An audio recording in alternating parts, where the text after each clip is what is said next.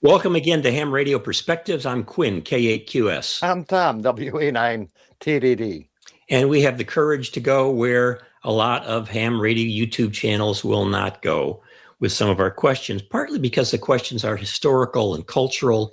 They're just plain interesting. And we love radio in all of its forms. So we've just asked a basic question here. Why are so many hams, in fact, let's say licensed ham radio operators on CB, Citizens Band? Why are they operating there? So when you go around, let's say, to a ham fest, as I did recently, you will see a lot of ham gear sold. You'll also see a lot of CB gear, some of it newer, some of it older, mostly older CB gear. Hams are selling that CB gear. And if you engage in a conversation with them about the gear that they're selling, they say, oh, yeah, I use that, and love that rig. It's only $25 or $50 or whatever it is. And sometimes they'll even engage you in a conversation. Well, they'll talk about the fact that remember, this is at a ham fest, they're hams licensed, talk about their freebanders. They're in that space between 11 meters and 10 meters where they will operate, and maybe with an FT 101 or who knows what. Now you add to that the number of times that you go to a ham's QRZ page, their personal page, and they talk about how they grew up on CB. And they will often say they're still active on CB, and they're doing that on a QRZ page for ham radio operators because they're licensed hams.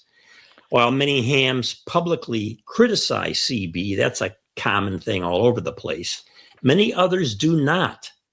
And they even champion the band as a way of getting people interested in radio and maybe even in ham radio.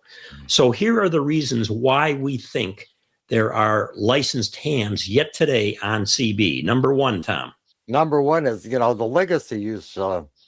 Many hams started on CB, as you and I did, Quinn, with, our walkie-talkies, our cheap Night Kit C100 walkie-talkies.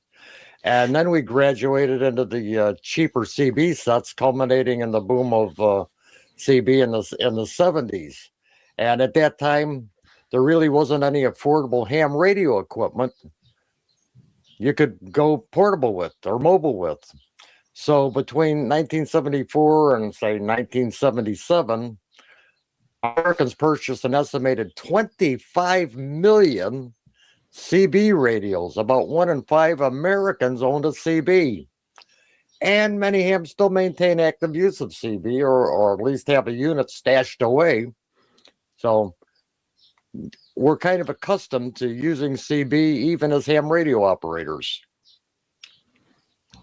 Yeah, and it turned out, with that CB blast in the 70s that the users gave up on getting licenses, and the FCC gave up on requiring it.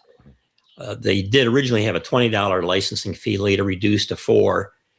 And, you could get an official call sign that you could use and all, but, that gave way to all of the handles and Smokey and the Bandit and all of that stuff, the truckers and all. So there's a whole legacy there that many of the older hams were part of.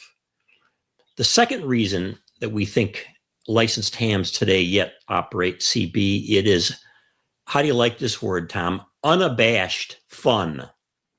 Unabashed fun. They find a kind of fun on CB that they don't find on the ham bands, especially where the technician licensed ops can operate. So you've got on CB these short contacts, you got the CB jargon, you got skip coming in and out and people waving their hands at each other. By the way, I just heard a real licensed ham operator using that term, waving a hand at you at the end of a QSO. You've got all of these imported radios that can make it fun because they'll be sold for, let's say, 10 meters, but they're very easy to convert over to 11. And the like, you've got the old converted FT 101s that people will get on with.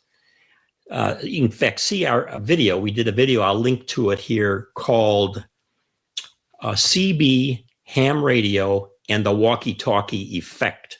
And that walkie-talkie effect is this unabashed fun like we used to have with kids. Right. And if you listen to CB, a lot of it, I don't mean this as a derogatory term, but a lot of what's going on there is like kids having fun, even if they're adults. It's a kind of Wild West culture. The amateur bands, by contrast, are so much more highly structured for the most part, requiring regular call sign ID, strict etiquettes of different kinds. Generally speaking, zero profanity. A few nitwits try it out. But CB is famously unregulated in practice, an anonymous, unfiltered space that most hams, if they like this kind of thing, will find fun, entertaining. They'll find it delightfully chaotic compared to the polite rigidity of most ham frequencies. True. And, you know, then there's number 3 is travel, info, and safety, which is a lot of what CB evolved from.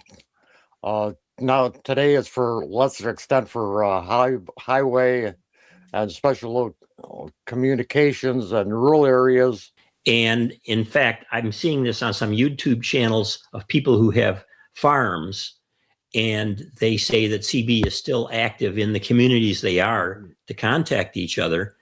And that travel info and safety is interesting too, because if you're a ham and you put a CB rig in your car to use for travel, and that's easy to do, and some people do that as hams, and then the skip starts rolling in, it's hard for you not to grab the microphone and talk, right? You've got a legal set in your car, give it a whirl, or switch to one of the channels that's not so used. So that's number 3, the travel info and safety stuff.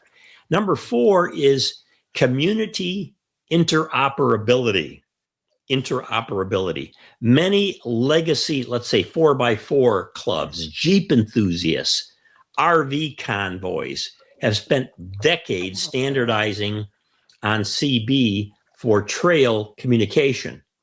You know, the old convoy kind of thing here too, but it's also true if I've got my RV in an RV place, you know, where you can park overnight. Man, you find in these campgrounds, there's a lot of CB activity. So if you want to get on in the evening and talk to other people who are there, CB is it. If a ham wants to run trails or travel with these groups, they're likely to use CB equipment to use with those groups. So, and another point, Quinn, number 5 would be, emergency preparedness. And hams like us often operate on the philosophy is, 2 is 1, 1 is none.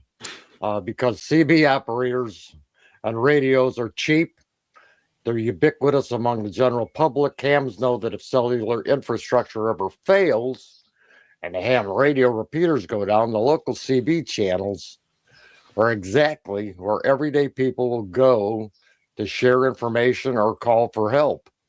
Right. And the more rural the area, let's say where my son lives in Western North Carolina, the more likely it is that there are going to be a lot of people with CBs that'll be connecting then.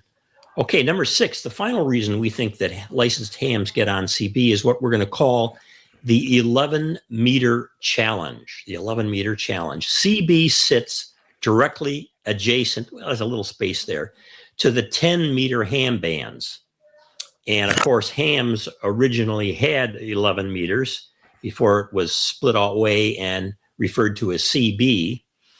Because CB power is legally capped at a measly 4 watts for AM and 12 watts for single sideband, it becomes a fun technical challenge for legal hams, like many of our friends, Tom. They use their expertise to build highly efficient antennas, maybe even in the field, to work, quote unquote, skip on CB, even though they're licensed hams. With low power, it's a challenge to do that on the HF bands. And the fact that 10 meters is right there, you know how to build antennas for 10 meters. You can adjust them for 11 and back and forth. There's a little bit of difference with the international frequencies for where CB is, like the UK versus the US. So you have to know that if you want to work in some cases, skip. So these are 8 reasons, Tom, why we think licensed hams are still on CB. We're not doing this video to criticize hams who are on CB. We are doing it to say that it's radio and we're radio people, but we're interested in this fact that so many licensed hams are on CB. And if you go and listen on CB, if you haven't done that lately in recent years, listen on CB, you'll be amazed at how many hams there are who say they're hams, might even give their call signs to other people that they're trying to recruit into ham radio. And they will use 7.3 in a lot of the ham jargon, not just what we think of as the CB jargon. It's really a phenomenon. Thanks for watching. This is Ham Radio Perspectives. I'm Quinn, K8QS. I'm Tom, WA9TDD. Please subscribe, give us a thumbs up if you're willing, and let us know any topics that you would like to cover. And if you're a kind of person that likes to bash CB, please don't do that here. That's not what we're about. Okay, 73, everybody.